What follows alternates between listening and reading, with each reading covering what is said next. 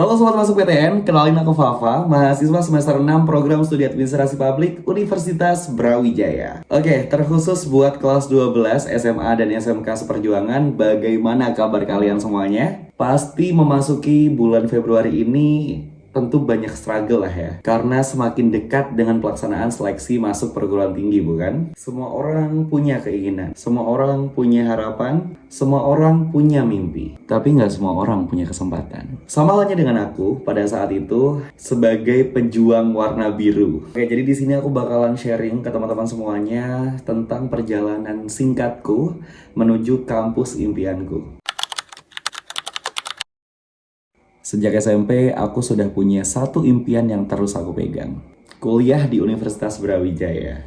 Yes, Brawijaya University is my dream campus since I was in junior high school. Bukan hanya sekedar karena namanya besar, tapi karena bagiku Universitas Brawijaya adalah tempat aku membayangkan, tumbuh, belajar, dan menemukan versi terbaik dari diriku. Seiring waktu, mimpiku semakin spesifik karena aku merasa aku punya keahlian di public speaking dan sejak SMP sampai dengan SMA, aku juga punya bakat sebagai Master of Ceremony dan aku pun juga sering ikut lomba-lomba seperti pidato, terus lomba-lomba MC kayak gitu dan juga sering dapat penghargaan.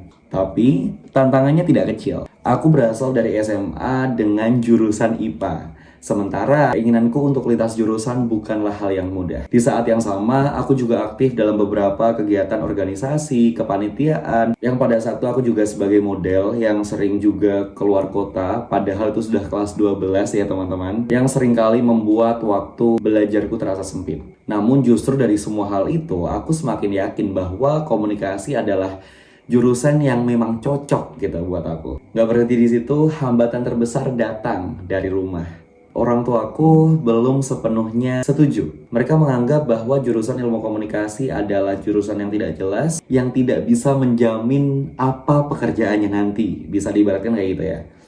Ya mungkin aku bisa memaklumi karena pasti sebagai orang tua ingin yang terbaik untuk anaknya. Dan selain itu juga paradigma orang tua tuh masih berpikiran bahwa sebagai mahasiswa itu jurusannya harus jelas. Dan aku diarahkan untuk mengambil jurusan yang dinilai lebih aman. Disuruh buat masuk fakultas hukum, disuruh buat masuk administrasi publik, ilmu pemerintahan, ilmu politik, aduh banyak lah. Agar kelak bisa bekerja di pemerintahan, katanya. Di titik itu aku belajar bahwa memperjuangkan mimpi tidak selalu berarti melawan, tapi tentang membuktikan dengan proses. Aku menyusun strategi sebaik mungkin. Aku mengikuti les di 2 tempat sekaligus. Tempatnya pertama di Airlangga, di Kota Blitar, dan satu lagi di Ganesha Operation. Serta aku juga aktif mengikuti tryout-tryout gratis yang informasinya tuh bisa kalian dapetin melalui platform Instagram atau website. Coba deh kalian cari informasinya. Karena itu bener-bener membantu teman-teman. Prediksi yang dibuat itu juga ternyata hampir sama, bahkan mirip ketika aku UTBK pada saat itu. Aku sadar kemampuanku benar-benar kuasa. Dan hari UTBK pun tiba. Kalau misalkan sekarang kita bisa menyebutnya SNBT kan ya teman-teman. Aku pada saat itu UTBK di Universitas Brawijaya juga. Ibaratnya manifestasi lah ya.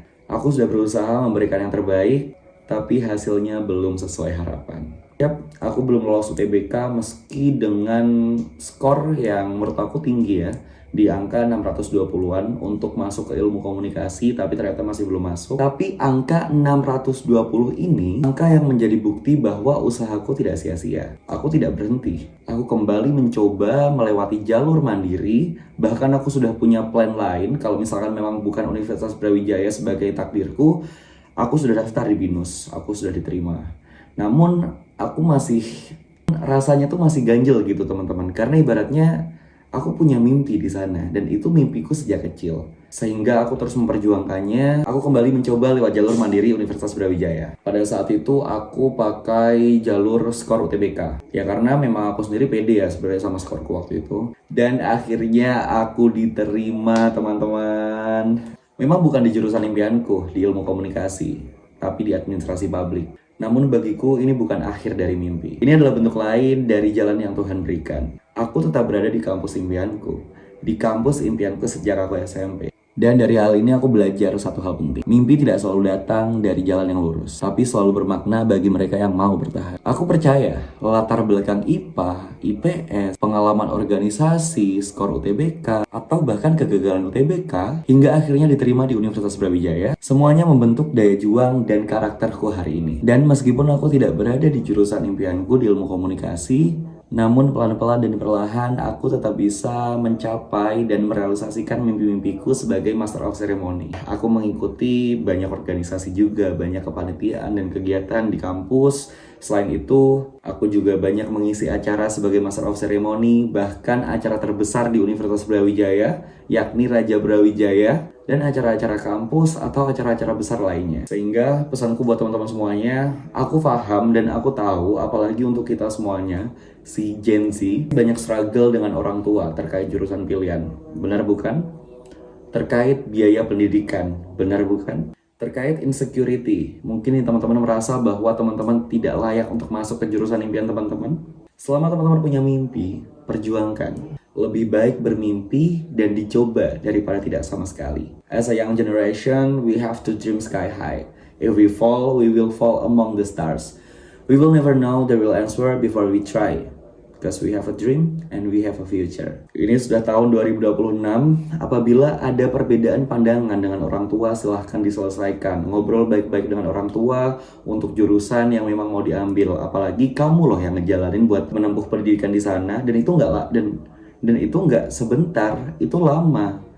Ada mungkin kisaran 4 tahun teman-teman bakalan ada di sana. Kalau teman-teman punya struggle tentang biaya pendidikan, asalkan teman-teman punya kemauan dan punya keinginan, nggak usah khawatir. Sekarang tuh banyak banget beasiswa, banyak banget program bantuan dari pemerintah, sehingga alasan kalian tidak kuliah hanya karena biaya pendidikan itu udah nggak bisa dijadiin buat alasan ya. Dan kalau teman-teman ngerasa insecure, coba ingat pesan yang aku sampaikan tadi. Mungkin sekian teman-teman yang bisa aku sampaikan. Semoga dari apa yang aku sampaikan ini ada yang bisa teman-teman ambil baiknya aja, yang buruk-buruk nggak usah. Dan aku berharap juga buat teman-teman, semoga perjalanannya menuju kampus impian masing-masing, program studi masing-masing diperlancar, dipermudah, dan diberikan yang terbaik oleh Tuhan sesuai dengan harapan dan kemampuan serta apa yang sudah teman-teman lakukan. Yang penting keep spirit, jangan lupa berdoa, dan jangan lupa usaha. Kalau teman-teman udah mengusahakan semuanya, serahkan sama yang di atas. Karena sejatinya Tuhan tidak menyuruh kita untuk sempurna, tapi Tuhan menyuruh kita untuk berguna. Sekian, terima kasih. See you teman-teman.